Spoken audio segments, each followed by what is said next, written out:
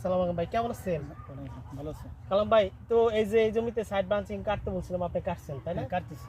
ও, কাটার পরে কি আপনি কি মনে করতেছেন, কেমন রেজাল্ট কি পাচ্ছেন?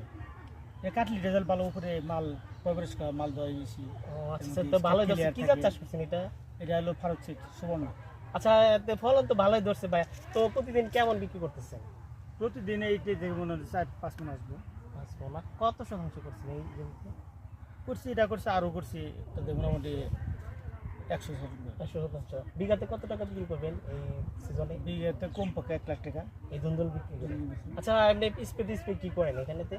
স্প্রে করি রোগমাল, তারপরে আপনার এমিটাপ, সানমিটিন, এগুলো, তারপরে ম্যাটাডিন, এগুলো স্প্রে করেন না? তো আপনি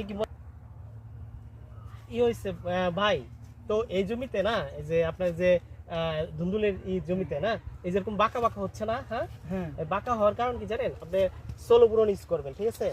সোলোবোরন এটা হলো স্প্রে করে লিটারে 2 গ্রাম করে স্প্রে করবেন।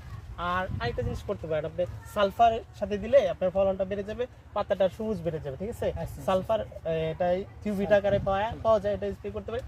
আর একটা পিজার দিতে পারেন, ফ্লোরার তো নাম শুনছেন তাই না?